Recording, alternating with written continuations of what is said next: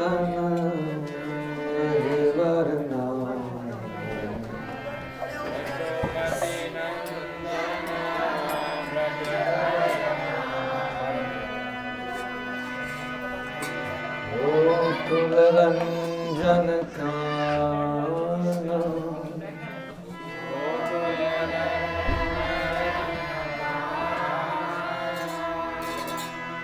भगवान कृष्ण मैया यशोदा के अत्यंत प्रिय पुत्र हैं।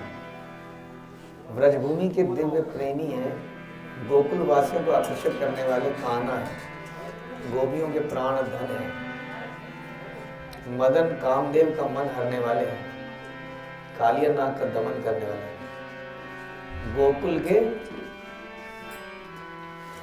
गोकुल वासियों को आकर्षित करने वाले कान्हा। यशोमती नंदन व्रजवर गोकुल रंजन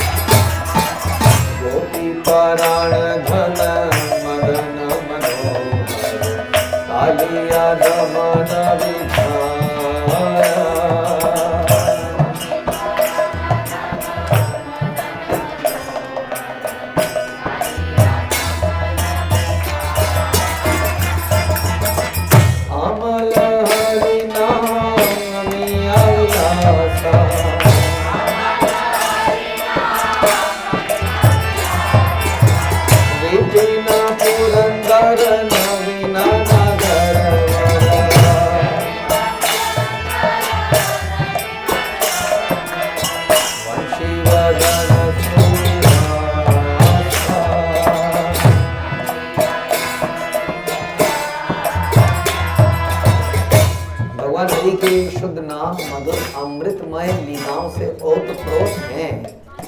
भगवान के नाम अमृतमय लीलाओं से ओतप्रोत।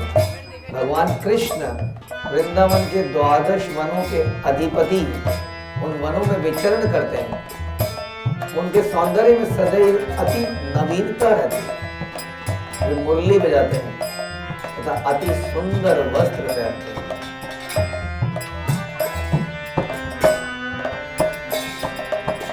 अमल हरि नाम मिया विलासा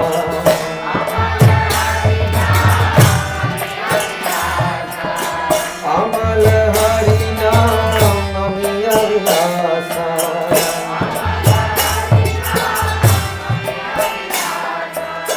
विपिन पुरंदर नवीन नागर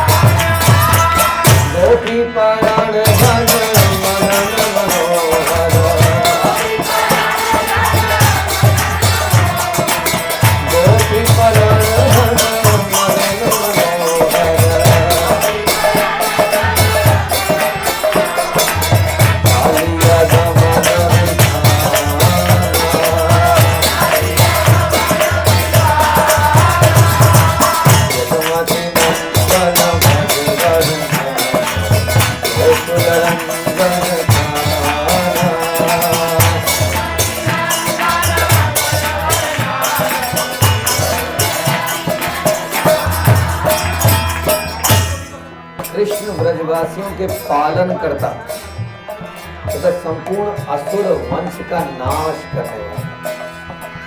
कृष्ण नंद महाराज की गायों की रखवाली करने वाला तो लक्ष्मीपति माखन चोर है। नंद महाराज के सुंदर आकर्षक गोपाल है। जन पालन सुर कुल नंद गोधन रथ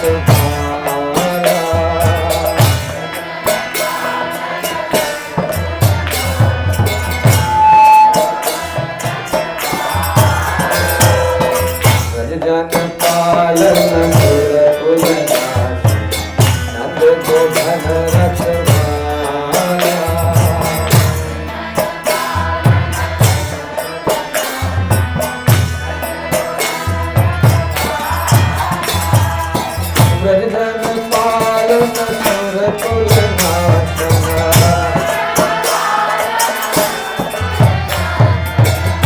जन पालन सुर कुल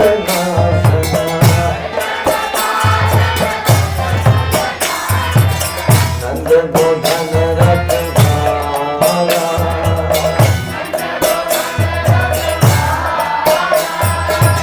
गोविंद माधव धवनि सुंदर नंद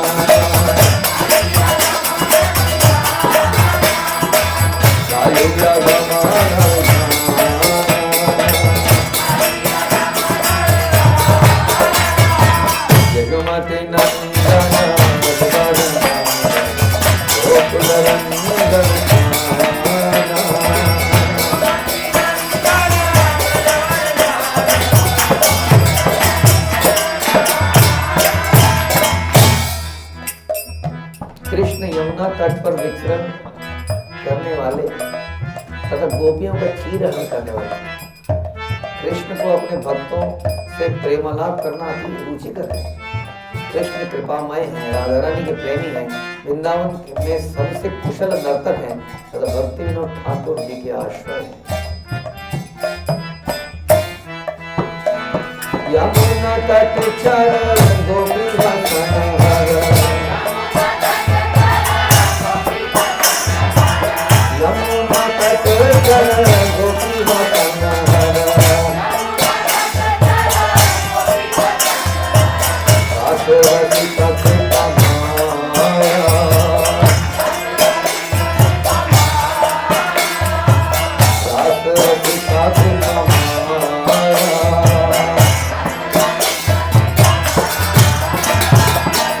राधा वल्लभ वृंदावन भक्ति विनोद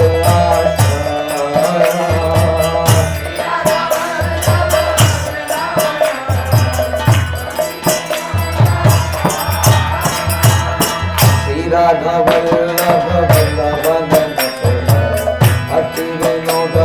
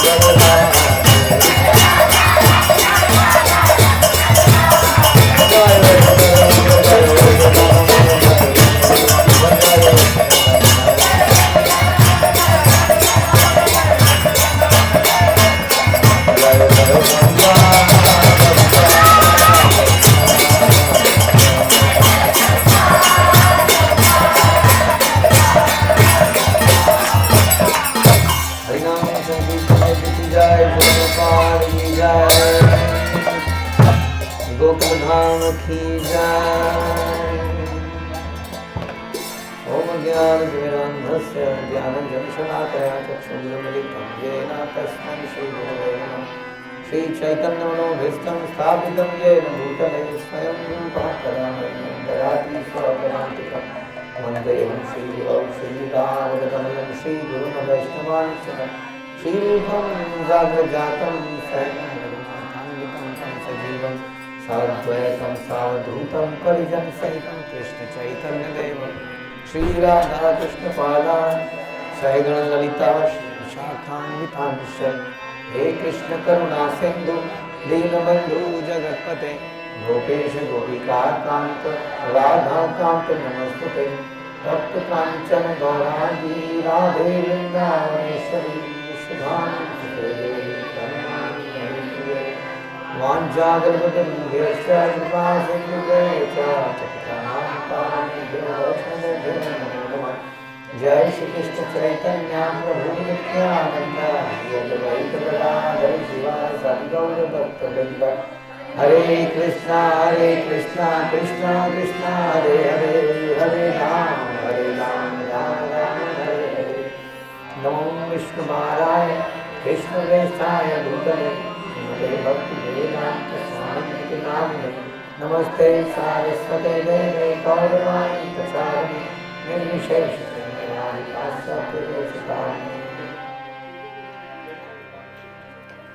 ओम नमो भगवते वासुदेवाय,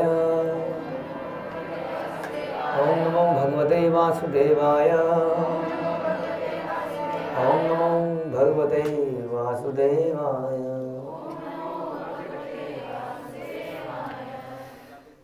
तो हम लोग गोकुल धाम में हैं और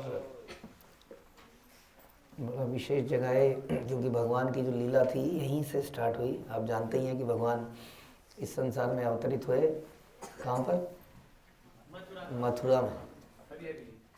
और मथुरा से आपने वो देखी है, सुनी है वो फोटो और वो कहानियाँ जिसमें नंद बाबा भगवान को रात को बहुत तेज बारिश में यमुना जी को पार करते हुए कहाँ पे लाए? गोकुल में लाए। तो इसी जगह पे लाए और यहाँ से थोड़ी सी दूर आपने देखा 84 खंबा नंद बाबा का भवन। ऐसा ही एक भवन और कहाँ पर है? नंदग्राम में। तो नंदग्राम में कैसे है? तो भगवान यहाँ पैदा हुए थे और कुछ लोग कहते हैं यहाँ हुए थे, कुछ लोग कहते हैं वहाँ हुए थे। मथुरा से कुछ लोग कहते हैं यहाँ लाए थे, कुछ लोग कहते हैं नंद भवन में लाए थे, उधर वाले मतलब नंदगांव में लाए थे। तो दोनों में से कौन सा ठीक है? पहले गोकुल लाए थे और फिर उसके बाद थोड़े बड़े पे वहाँ ले गए थे वृंदावन। यहाँ ही लाए थे, बिल्कुल कोई डाउट नहीं है इसमें, कोई डिस्प्यूट भी नहीं है। लेकिन यहाँ पर लगभग 2-3 साल समझ लीजिए कुछ समय तक यहाँ रहे। उसके बाद यहाँ से वो चले गए वृंदावन को। वृंदावन में क्योंकि भीड़ ज़्यादा थी, मार्केट एरिया ज़्यादा है, फिर वो नंदगांव में शिफ्ट हुए। तो नंदगांव जो है वृंदावन का ही पार्ट है और गोवर्धन भी वृंदावन का ही पार्ट है। तो वहाँ पर गए थे वो। तो यहाँ पर कुछ बाल लीलाएं भगवान की हुई, प्रारंभिक लीलाएं। कौन कौन सी लीलाएं बताई? सबसे पहले क्या? सक्तासुर। भगवान ने करवट लेनी शुरू करी तो एक उत्साह हो गया। करवट लेने में ऐसी करवट ली कि वो बैलगाड़ी को ही तोड़ डाला। और उसके बाद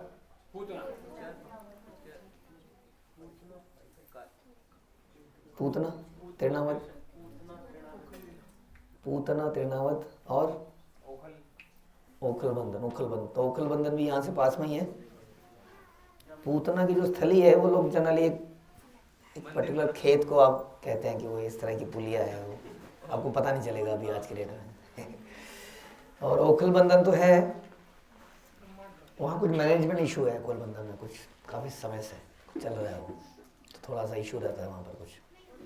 अब जाएं तो मान सम्मान को बिल्कुल साइड में रख के जाएं, क्योंकि वहाँ कुछ भी हो सकता है। कुछ समय से वहाँ कुछ इशूज़ था, कुछ भक्तों से भी गलती हो जाती है शायद, बट वो जगह है ओखलबंधन, यहाँ से पास में ही है। जैसे 84 खंबा से बाहर निकलेंगे रोड पे तो वहीं पर सामने देखेंगे विल सी की इन द मॉर्निंग अगर हम उसको देख पाए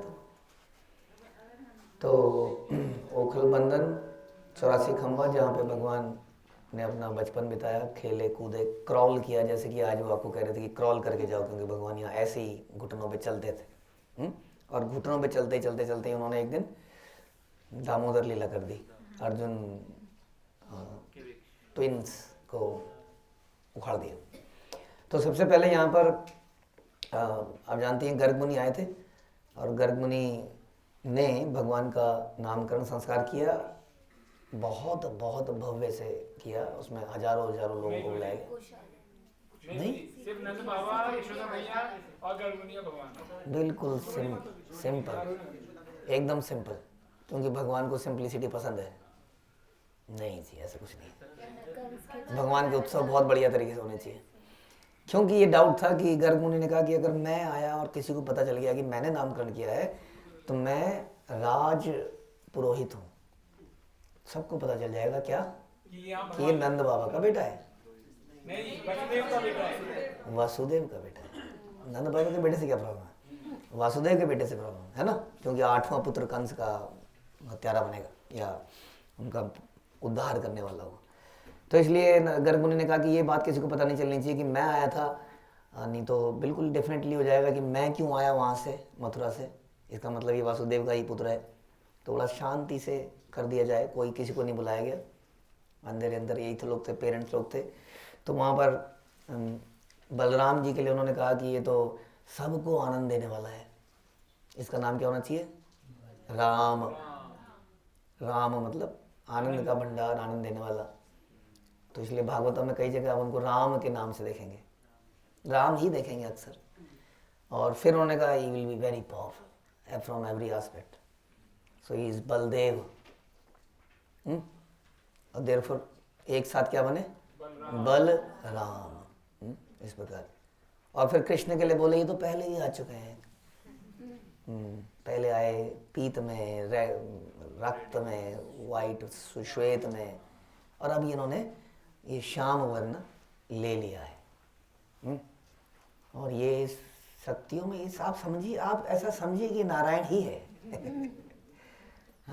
नारायण ही है, नारायण ही थे। उन्होंने बोला कि he is all attractive Krishna. तो ये नामकरण हुआ, नामकरण के बाद वो यहाँ से चले गए। उसके बाद की घटना हम पढ़ते हैं श्रीमद् भागवतम 10वां कैंटो, और विच अध्याय इट इज 8वां अध्याय और 21वां श्लोक पढ़ते हैं। कुछ समय बीतने के बाद, नामकरण के बाद, राम तथा कृष्ण दोनों भाई अपने घुटनों तथा हाथों के बल व्रजभूमि में रेंगने लगे और इस तरह बालपन के खेल का आनंद उठाने लगे। ये विशेष चीज भगवान करने आए थे।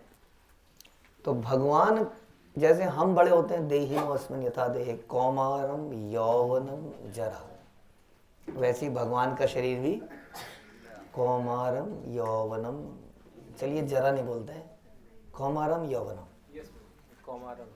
राइट। तो जैसे कि भगवान हमारे ऊपर ये काल का प्रभाव है और हम बाल्यकाल से युवावस्था में आते हैं, वैसे ही भगवान भी बाल्यकाल से युवावस्था में आते हैं। फिर तो अच्छा, वो इल्यूजन था, बाल रूप इल्यूजन था, तो क्या था? लीला थी। भगवान ने लीला, वो भी एक लीला अवतार है। भगवान का इटर्नल रूप क्या है? वो यौवन ही है, लेकिन वो बाल रूप को लेते हैं क्योंकि वो कोई भी रस छोड़ना नहीं चाहते हैं जिंदगी में, कोई रस।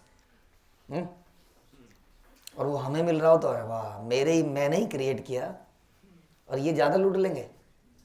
तो इसलिए वो चैतन्य महाप्रभु बन जाते हैं, अपने ही भक्त भी बन जाते हैं।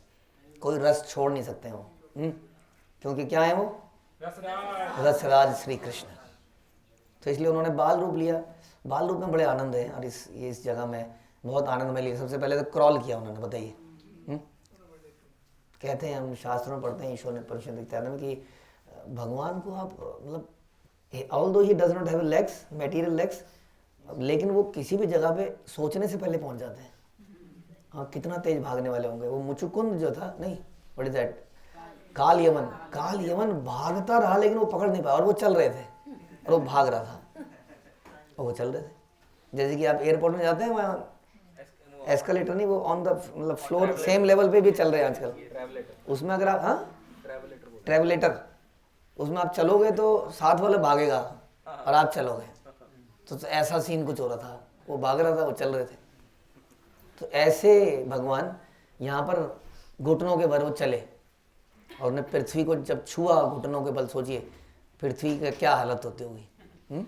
ऐसे कहते हैं कि जब गोवर्धन को भगवान ने छुआ तो उसके रोंगटे खड़े हो गए, इतने खड़े हो गए कि वो ऊपर ही, उसका सारा वजन ही ऊपर चला गया, वजन था ही नहीं उसमें, जस्ट भगवान के टच करने से।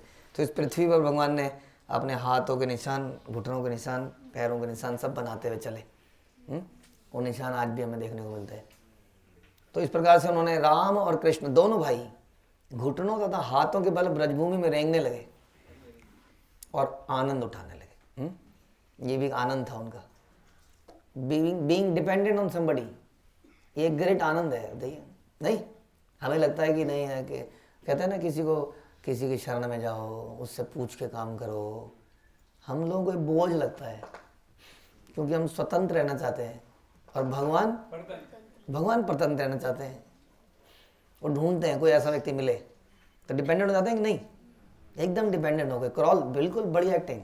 ऐसे नहीं कभी कभी अचानक से उन्हें भगवान याद आता था तो खड़े हो जाते थे, नहीं वो कुछ कर ही नहीं सकते। वो तृणामत उठा के ले गया तो हाँ, उसको भी मारा भी अलग तरीके से नहीं मारा, ऐसे नहीं वो चक्र निकाल दिया, नहीं वो ये सब करा ही नहीं उन्होंने ब्रज में, अपना वजन बढ़ा लिया बस। देखने वाले कुछ पता ही नहीं, बच्चा ही तो है। तो इस प्रकार से जब कृष्ण तथा बलराम अपने पैरों के बल ब्रजभूमि में गोबर तथा गोमूत्र से उत्पन्न कीचड़ वाली जगहों में रेंगते थे, और सॉफ्ट हो जाती है ना, जैसे रमण रेती में हम रहेंगे। तो कुछ बच्चे जिन्होंने पहली बार मिट्टी को टच किया वो बड़े परेशान हुए। हाँ और भी थे। अब बताइए, अब हम आपको कल बोले कि अब कीचड़ में, गोमूत्र और गोबर के कीचड़ में रहेंगे और वो एक दूसरे पे फेंकना है। आपका फेशियल वगैरह सब बढ़िया, एकदम सब उतर जाएगा सब। तो भगवान ने तो यही किया जी, पैरों के बल ब्रजभूमि में गोबर तथा गोमूत्र से कीचड़ जो उत्पन्न हो जाता है, ऐसी जगहों में वो रेंगते थे। तो उनका रेंगना सांपों के रेंगने जैसा लगता था, बिल्कुल। और उनके पैरों के घुंघरुओं की आवाज अत्यंत मनोहर लगती थी। वे अन्य लोगों के घुंघरुओं की आवाज से अत्यधिक प्रसन्न होकर उनके पीछे पीछे चल देते थे। किसी की आवाज आ रही ना, उसी के पीछे पीछे चल दिए। अब चल तो सकते नहीं है तो रेंगते भी जा रहे हैं, थन थन थन थन थन पीछे पीछे। और मानो अपनी माताओं के पास जा रहा हूं, मतलब कोई और गोपियां निकल रही हैं वहां से तो उन्हीं के पीछे चल दिए। किंतु जब वे देखते थे कि वो तो कोई और है, अपनी माँ समझ के पीछे चल दिए, और आगे जाके देखा शक्ल कोई और है और जोर से रोने लगे कि तो माँ ही नहीं है। और भाग के वहां से फिर से थप थप थप थप माँ कर किसी तरह से अपनी माँ यशोदा और रोहिणी के पास फिर से लौट जाते, डर जाते थे एकदम से। सोचिए क्या परफेक्ट एक्टिंग है। दोनों बालक गोबर तथा गौमूत्र, फिर से बोल रहे हैं जी ये बार बार इस बात को, दोनों बालक गोबर और गोमूत्र मिले कीचड़ से। हाँ, करेला और नीम चढ़ा। गोबर में पानी भी मिला हो तो ठीक है, तो कह रहे गोबर में गोमूत्र का ही कीचड़ था, से सन कर अत्यंत सुंदर लग रहे थे। अब उसकी सुंदरता को देखने के लिए वहां खड़ा भी होना पड़ेगा उसी जगह पर, तभी तो देख पाएंगे। आए छी छी छी करके चले गए तो कहां से, तो बदबू भी आएगी अगर। जैसे कि हम लोगों को आज की डेट में कार्बन की बदबू आती है, नहीं आती है। वो लेक्चर में बता दीजिए, हम तो क्या बताएं। गाजीपुर में जो लोग रहते हैं उनको बदबू आती है? नहीं, अब तो आएगी उनको, अब आएगी, आती है। गाजीपुर ही नहीं है, उस पूरा एरिया हमारे एक चले गए मित्र वसुंधरा वाली वैशाली वाली वसुंधरा, वैशाली और कौन सी जगह है वो, कौशाम्बी। किसी को बदबू आती है? कोई बदबू नहीं आती। लेकिन गौमूत्र की, गोबर की बदबू आ जाती है। क्यों आती है? क्योंकि वो हमारे उसमें नहीं है ना, हैबिट में नहीं है सूंघना उसको। जब हैबिट में आ जाएगा तो अच्छी लगेगी, तो फिर लगेगी। शहर में जब आते हैं ना ये लोग, गाँव वाले रह नहीं पाते लोग, अजीब सा लगता है इन लोगों को, घुटन सी और बदबू सी। और कहाँ बदबू, हमारे देखिए टॉयलेट में वो ओडोनिल दिस एंड दैट, हर जगह दिस, फिर भी वो कहते हैं बदबू है। ओडोनिल के साथ बदबू क्यों है? बदबू है इसलिए तो इसको लगाया हमने। तो ये लोग कीचड़ में और गौमूत्र में बड़े सुंदर लग रहे थे। जब दोनों अपनी माताओं के पास गए तो यशोदा तथा रोहिणी दोनों ने बड़े प्यार से उन्हें उठा लिया। ओहो, किसको उठाया? जो कीचड़ में सना हुआ है गोबर के, उसको उठा लिया। सोचिए, और कृष्ण को उठाया होगा तो क्या किया होगा उसके बाद? उसको जकड़ लिया होगा, उसको चूमा भी होगा, तो सब कुछ लगी गया होगा। छाती से लगाया और दूध पिलाया। बताइए। और स्तनपान करते हुए दोनों बालक मुस्कुरा रहे थे और दोनों की दंतुलियां दिख रही थी, छोटे छोटे दांत, छोटे छोटे दांत दिख रहे थे। उनके सुंदर छोटे छोटे दांत देखकर उनकी माताओं को परम आनंद हो रहा था। ग्वाल बालाएं नंद महाराज के घर के भीतर तथा राम और कृष्ण दोनों बालकों की लीलाएं देखकर हर्षित होती रहती थी। जो भी वहाँ काम करती थी, काम करने का बहाना लेके लोग आ ही जाते थे वहाँ पर, हम ये कर देंगे, हम वो कर देंगे। असली कारण था कि इनको देखेंगे ये क्या कर रहे हैं आज नया नया। बच्चे बछड़ों की पूंछों के पीछे पकड़ लेते थे उनको और भाग लेते, तो बछड़े इधर उधर भागते, जैसे पूंछ पकड़ ली, अब वो भागेगा, उछलता है, जोर से उछलता है। उसके बाद वो बछड़ा अब उछला तो उसके बाद अब ये तो बच्चे ही हैं अभी, तो ये तो भाग नहीं सकते, तो क्या होता था, तो एक घसीट जाते थे और पूंछ हाथ में, वो हाथ नहीं छूटता था। बच्चों की ग्रिप बहुत होती है, वो छूटा नहीं और बछड़ा उछला, ये गिर गए। अब बछड़ा आगे और ये पूरे में घिसट रहे हैं। जैसे हमारे एक आध भक्त को आज रमन रीति में घसीट दिया उन्होंने, घसीट ही दिया गोल गोल गोल गोल। ऐसी भगवान को बछड़े ने घसीट दिया। जब स्त्रियां ये लीलाएं देखती तो अपना काम काज बंद कर देती, ना कुछ, कोई बर्तन मांज रहे, कोई झाड़ू लगा रही है, वो कुछ ना देखते, वो यही देखते रही है। वो ये हो गया, बड़ा आनंद आ रहा है हमको, खुश हो रहे हैं, नाच रहे हैं, और काम काज ठप, और हंसने लगती और इन घटनाओं का आनंद लूटती थी। ये आनंद है। लाइव वो Tom and Jerry, live Tom and Jerry. हम लोग देखते हैं ना artificial Tom and Jerry, live Tom and Jerry. Live की बात लाइव नहीं है। क्रिकेट मैच लाइव देखना मजा आता है या स्क्रीन पे? अगर लाइव में कुछ भी ना दिख रहा हो फिर भी एक एक्साइटमेंट होती है। हाँ, लाइव चीज़ लाइव ही है। लाइव लेक्चर और टीम्स पे और यूट्यूब थोड़ा तो फर्क पड़ता ही है। तो इस तरह से ये उन घटनाओं को, ऐसी रोचक घटनाओं को ये लोग रोज देखते थे। जब माता यशोदा तथा रोहिणी बच्चों को सींग वाली गायों से, अग्नि से, पंजे तथा दांत वाले पशुओं से, बंदर, कुत्तों और बिल्लियों से एवं कांटों से, जमीन पर रखी तलवार, अन्य हथियारों से होने वाली दुर्घटनाओं से रक्षा करने में अपने को असमर्थ पाती, क्योंकि इतना चंचल बालक है।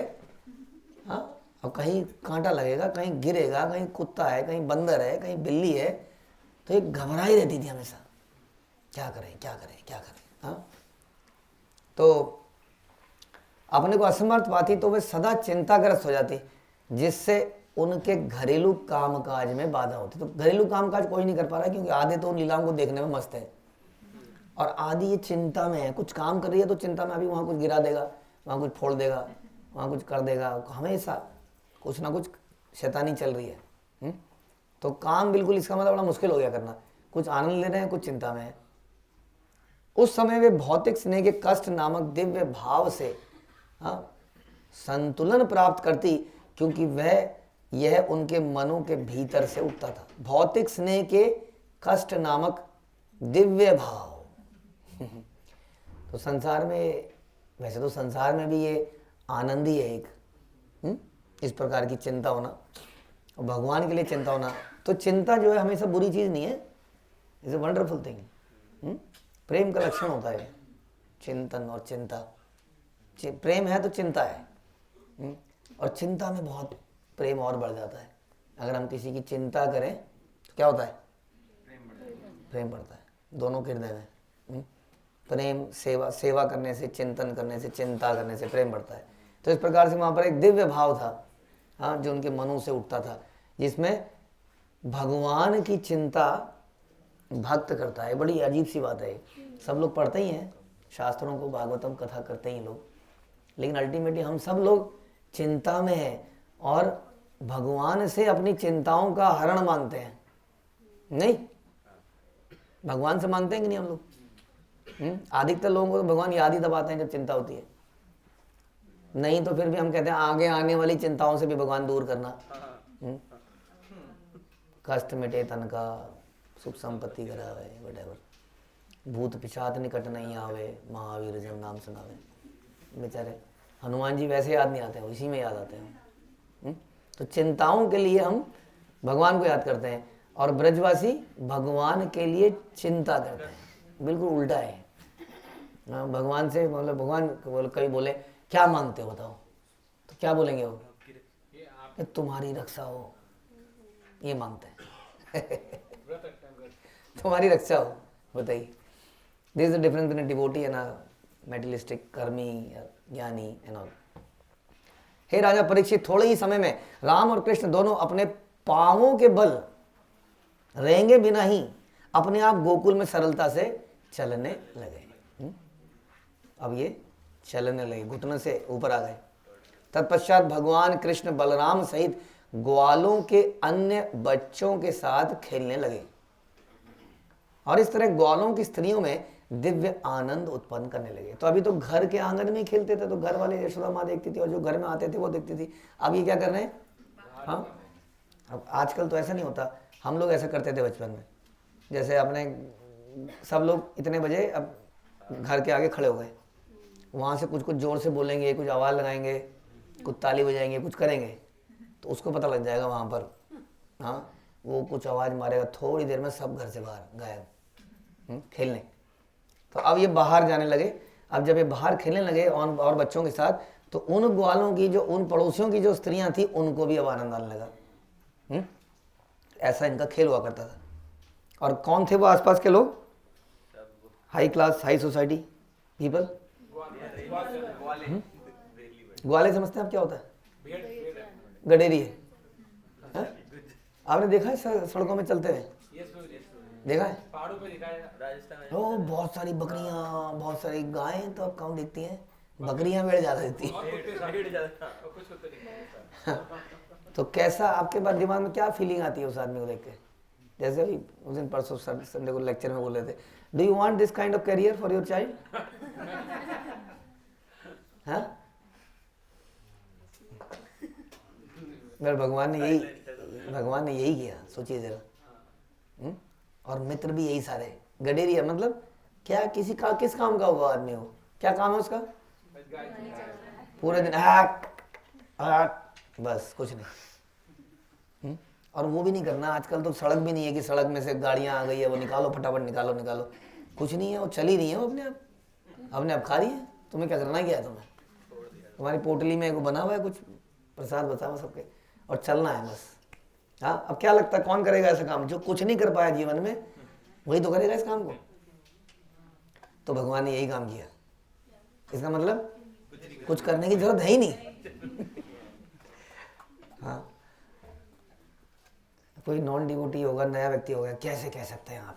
तो वो अलग कहानी हो जाएगी। उसको तो भक्ति लोग इस बात को समझ सकते हैं, इसका गूढ़ मतलब क्या है।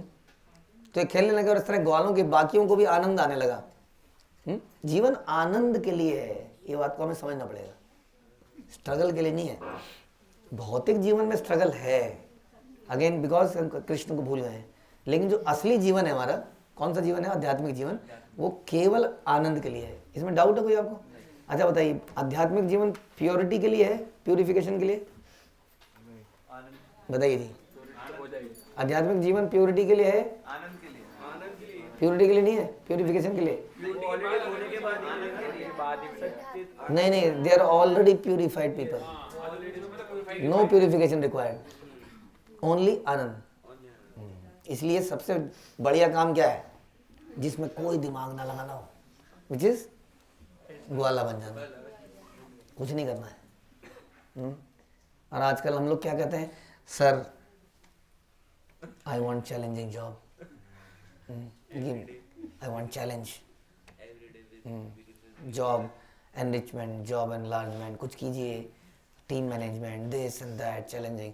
वो रिज्यूमे में लिखता है आई लाइक चैलेंजिंग एनवायरनमेंट, ऐसे लिखते हैं उसमें। आई डिड दिस इंडिपेंडेंटली, ऐसा ऐसा। हाँ, यहाँ एक तो इंडिपेंडेंटली नहीं है, सब है यहाँ पर। अब एक चराता चराता सो गया और सो ही जाते थे, खा पी के सो जाते थे। कृष्ण की अति आकर्षक बाल सुलभ चंचलता को देखकर पड़ोस की सारी गोपियां कृष्ण की क्रीड़ाओं के विषय में बारंबार सुनने के लिए माँ यशोदा के पास पहुंच जाते थे। कुछ ही देख पाती थी ना, बाकी तो घर में जो जो करता था माता, आज इसने क्या किया बताओ, आज इसने क्या किया, तुम माँ बताती थी आज पता है ऐसा हुआ, कुछ बताती होगी। अंदर से चोरी कर रहा था, उस पर चढ़ा स्टूल पे और स्टूल गिर गया, धड़ाम से नीचे गिर गया। हे सखी यशोदा, आपका बेटा कभी कभी हमारे घरों में गौएं दूहने के पहले आ जाता है और बछड़ों को खोल देता है। देखा कभी आपने ऐसा सीन? अगेन वो जो चर्चा चल रही थी कि हम क्या चाहते हैं, हम दूध चाहते हैं लेकिन गाय नहीं। मैं एक कंपनी में था, without mentioning the name, company का जो ओनर था, मुझे आज भी एकदम उसकी शक्ल याद आती है। वो हमारे साथ मीटिंग में ना हमारा ब्रेन वॉश करता था। वो कहता था फोकस ऑन योर कोर, और यही एग्जांपल देता था बाई चांस। कहता था अगर आपको दूध पीना है, दैट डज नॉट मीन कि आपको गाय पालनी है। गाय कोई और पालेगा, तुम्हें क्या करना है, तुम्हें दूध पीना है। लेकिन यहाँ पर कुछ और ही है। तो इन सब चीज़ों में भी आनंद है, जीवन है ना ये, कि जीवंत चीज़ें हैं। तो जीवन चीज़ें हैं, गाय है। तो बछड़े को जब अगर खोलते हैं तो बछड़ा उछल के बहुत तेजी से अपनी माँ के पास भागता है, और उसके बाद और भागो यहाँ झाग झूग, इस चक्कर ज़्यादा भी पी जाता है इस चक्कर। तो बछड़े को भगवान ने खोल दिया और दूहने का टाइम हो रहा था थोड़ी देर पहले ही। तो और जब घर का मुखिया प्रसन्न हो जाता है, हाँ ना, हमारे पति दादा ससुर जी जो भी घर में है, गोपी बता रही है, तो आपका बेटा वहाँ खड़ा हुआ मुस्कुराता रहता है। शर्म नहीं है इसको? कभी कभी वह कोई युक्ति निकालता है जिससे वह स्वादिष्ट दही मक्खन तथा दूध को चुरा ले और उसके बाद उसे खाता पीता है। जब बंदर एकत्र हो जाते हैं तो वो बंदरों को ही बांट देता है, माँ को बता रही। और जब बंदरों के पेट भर जाते हैं और वो खुद ग्वाल बाल बंदरों के पेट भर गए, तो उसके बाद क्या करता है? क्या लगता है वो क्या करता होगा उसके बाद? उसके बाद बर्तनों को फोड़ देता है। मजा बहुत आता है इन सब चीज़ों में, सच में। कोई पर जब पिटाई विटाई हो जाती है उसका रिस्क तो है ही, आनंद तो आता है नहीं। अब किसी बाहर ऐसी मटके को फोड़ो उसमें मजा नहीं है, कि उनको सामान भराओ और ताना मार के फड़ाक से फोड़ो और वो गिरे सामान, उसी में मजा है। हम लोग प्लास्टिक के बैलून फोड़ते हैं उसमें, और बच्चे पटाखे फोड़ते कि नहीं? और ये फोड़ते थे मटकियाँ भरी हुई। कभी कभी यदि उसके घर से मक्खन या दूध चुराने का अवसर उसे नहीं मिलता तो क्या करता है वो? तो घर वालों पर क्रोधित हो जाता है और बदला लेने के लिए छोटे छोटे बच्चों को चूंटी मार देता है। वहाँ पालने में जो बच्चा है उसको चूंटी मार के भाग जाता है। हाँ, और बच्चा जोर से रोता है तो भाग लेता है। ये गोपियां बता रही है माँ यशोदा को। जब दूध तथा दही को छत से लटकते छींके में ऊंचाई पर रख दिया जाता है तो कृष्ण और बलराम उस छींके तक पहुंच नहीं पाते, छोटे हैं, बालक हैं एकदम जरा से। तो क्या करते हैं? तो वे पाड़ों को जुटाकर और मसाला पीसने वाली ओखली को उलटकर उस पर चढ़कर उस पर पहुंच जाते हैं, जैसे हम लोग स्टूल वगैरह लगाते हैं। वे बर्तन के भीतर की वस्तुओं को जानते हैं, अतः उसमें छेद कर देते हैं। जब वृद्धा गोपिकाएं कामकाज में लगी होती हैं तो कभी कभी कृष्ण तथा बलराम अंधेरी कोठरी में चले जाते हैं और अपने शरीर में पहने हुए मूल्यवान आभूषणों की मणियों की चमक से उस स्थान को प्रकाशित कर देते हैं, रोशनी हो जाती है और उस रोशनी से चोरी कर लेते हैं। जैसे हमें मोबाइल जलाना पड़ता है, टॉर्च, वो कह रहे हैं वो पहुंच जाते हैं, उससे रोशनी हो जाती है आभूषणों से ही, और चोरी हो जाती है। अंधेरे में भी रख लो चाहे। जब कृष्ण उपद्रव करते पकड़े जाते हैं तो घर के मालिक उससे कहते हैं अरे चोर, और उस पर क्रोध दिखाते हैं। लेकिन वो क्रोध क्या होता है? बनावटी क्रोध होता है। मतलब मन नहीं कर रहा है क्रोध करने का, लेकिन क्रोध दिखाना है तो क्रोध दिखाते हैं। जब कृष्ण उत्तर देते हैं मैं चोर नहीं हूं, तुम चोर हो। कभी कभी कृष्ण क्रोध में आकर हमारे साफ सुथरे घरों में मल मूत्र भी विसर्जित कर देते हैं। किंतु हे सखी यशोदा, अब वही दक्ष चोर तुम्हारे सामने अच्छे लड़के की तरह बैठा हुआ है। कौन यकीन करेगा इस बात को? कभी कभी गोपियां कृष्ण को भयभीत आंखें किए बैठे देखती, मतलब डरा रहा है, ऐसे डरा रहा है, मतलब बोलियो मत कुछ, वो बैठा ना तो डरा रहा, आंखों से डरा रहा है, जिससे कि उसकी माता डांट फटकारे नहीं।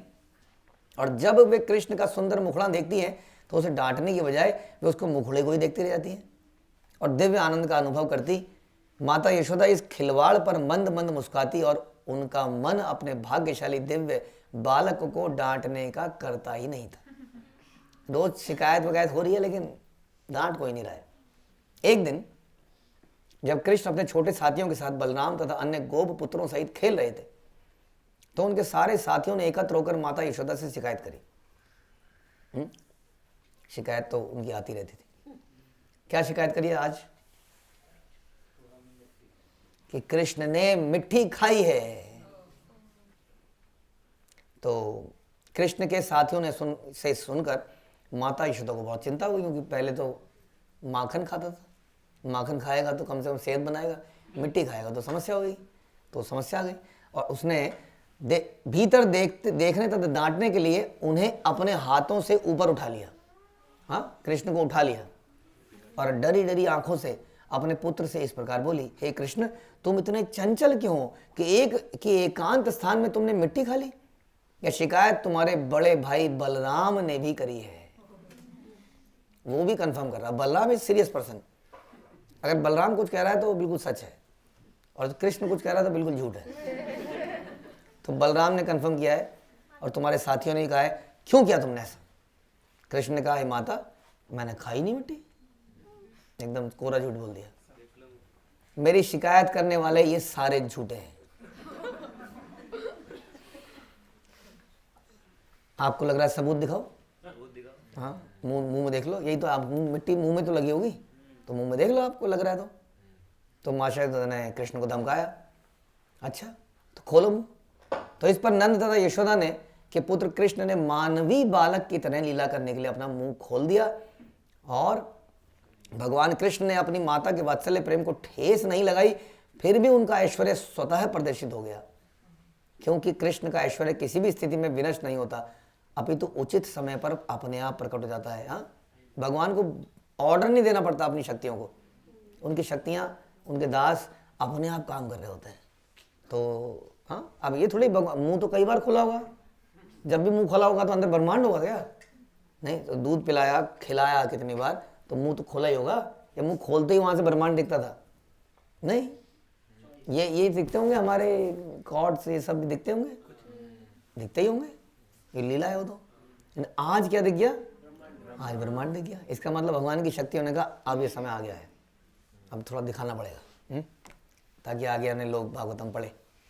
जब कृष्ण ने माता यशोदा के आदेश से अपना पूरा मुंह खोला तो कृष्ण के मुख के भीतर सभी चर अचर प्राणी, बाहरी आकाश, सभी दिशाएं, पर्वत, द्वीप, समुद्र, पृथ्वी तल, बहती हवा, अग्नि, चंद्रमा, तारे सभी दिखने लगे।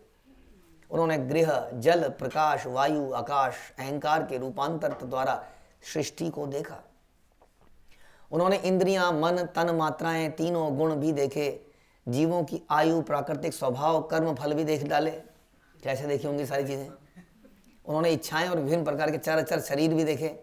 विराट जगत के इन विविध पक्षों के साथ ही स्वयं को तथा वृंदावन धाम को भी देखा और अपने पुत्र को भी उसके अंदर देखा और अपने आप को भी देखा। यानी कि जो सीन चल रहा है ये वही सीन अंदर भी दिख गया, वो समझ नहीं आया क्या हो रहा है। हाँ, तो इसका मतलब वो अंदर गई, ट्रैवल किया, उन्होंने पूरा यूनिवर्स को घुमा, भ्रमण किया और वहीं पर देखा कि मैं अपने बच्चे के मुंह के अंदर देख रही हूँ। उसका मतलब अब उनका दिमाग चकरा गया एकदम से। क्या ये सपना है? ये बहिरंगा शक्ति की मोहमयी सृष्टि है? कहीं ये मेरी बुद्धि से प्रकट तो नहीं हुआ, या मेरे बालक की कोई योग शक्ति है? वो ऐसा सोचने लगी। अतएव मैं उस भगवान की शरण लेती हूँ। हे भगवान, उन्हें नमस्कार करती हूँ। मनुष्य की कल्पना मन, कर्म, विचार तथा तर्क से परे है, जो इस विराट जगत के आदि कारण है, जिनसे यह संपूर्ण ब्रह्मांड पालित है और जिनसे हम इस जगत के अस्तित्व का अनुभव करते हैं। मैं उन्हें सादर नमस्कार करती हूँ, क्योंकि वे मेरे चिंतन, अनुमान तथा ध्यान से परे हैं। ये मेरे समस्त भौतिक कर्मों से भी परे हैं। ये बातें कैसे लग रही है आपको? बताइए।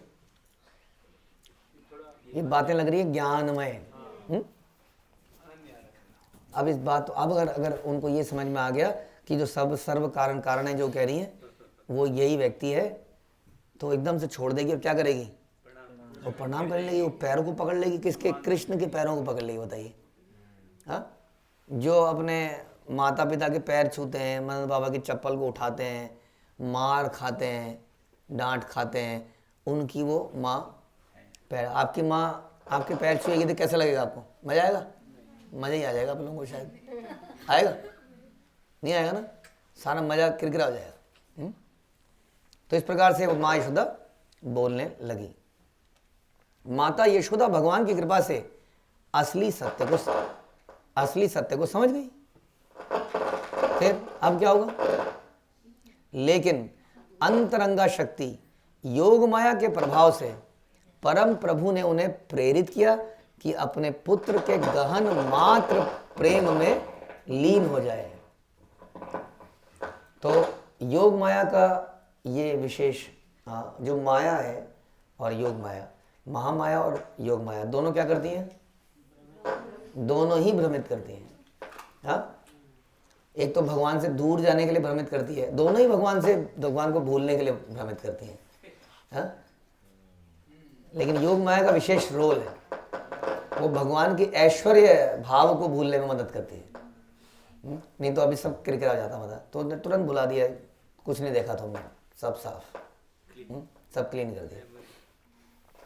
कृष्ण ने अपने मुंह के भीतर जिस विराट रूप को दिखलाया योग माया के उस भ्रम की तुरंत ही भूलकर यशोदा ने अपने पुत्र को पूर्ववत अपनी गोद में ले लिया।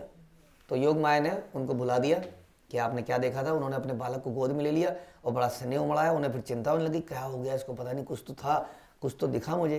किसी का मतलब क्या है? किसी ने जादू टोना कर दिया है, किसी ने कुछ कर दिया है, क्या देखा मुझे अचानक से। भगवान की महिमा का अध्ययन तीनों वेद, उपनिषद, सांख्य योग के ग्रंथों तथा अन्य वैष्णव साहित्यों के माध्यम से किया जाता है। फिर भी माता यशोदा परम पुरुष को अपना सामान्य बालक मानती रही और बड़ी चिंतित हो गई। माता यशोदा के परम सौभाग्य को सुनकर परीक्षित महाराज ने सुखदेव गोस्वामी से पूछा, हे विद्वान ब्राह्मण, भगवान द्वारा माता यशोदा का स्तनपान किया गया तथा उन्होंने नंद महाराज के भूतकाल में कौन से पुण्य कर्म किए होंगे जो उनको ये प्राप्त हुआ। तो ये जो मिला उनको, ये वास्तव में तपस्याओं से नहीं मिलता। ये जबरदस्त, जिसने भक्ति पहले करी हो उसी को ये स्टेज मिल सकती है, इस प्रकार की लीलाएं मिल सकती हैं। तो माता यशोदा को क्या हो गया? चिंता हो गई थी अपने बालक की।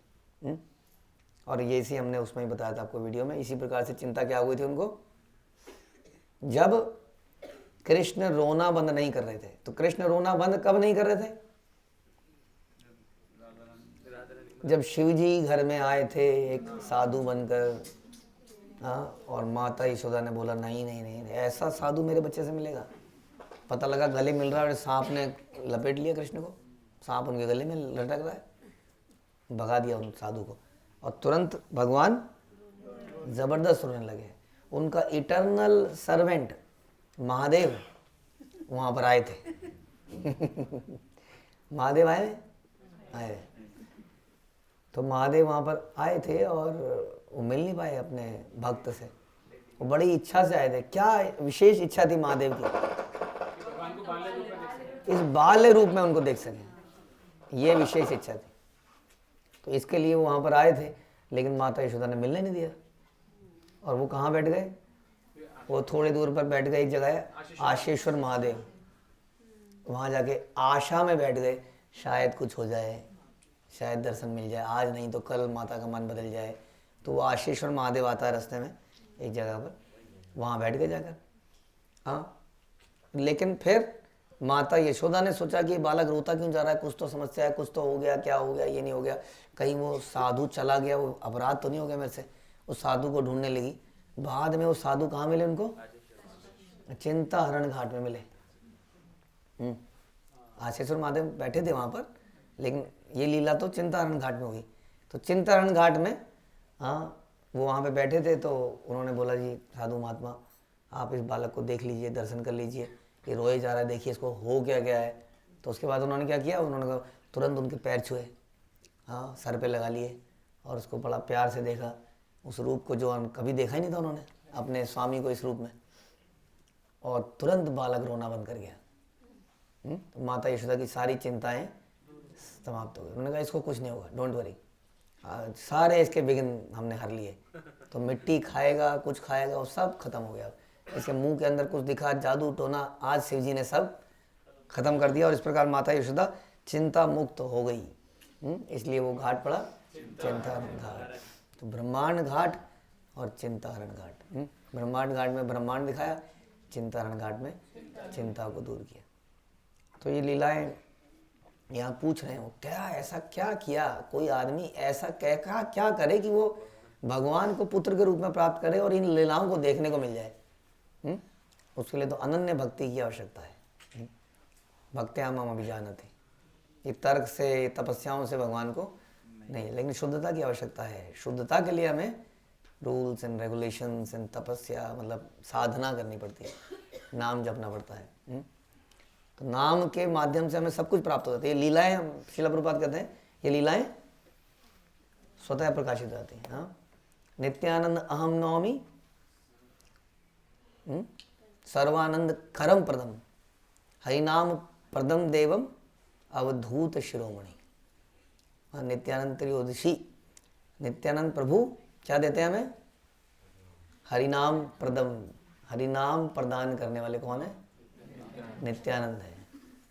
अक्रोध परमानंद नित्यानंद राम, वो हमें ये नाम देते हैं। और उस नाम को जब, क्योंकि हम लोग तो कैसे उन लीलाओं में एंटर करेंगे, इन लीलाओं में हमारे लिए तो कैसे लीलाएं, बस हम श्रवण कर सकते हैं, श्रवण के माध्यम से तो एंटर कर ही रहे हैं।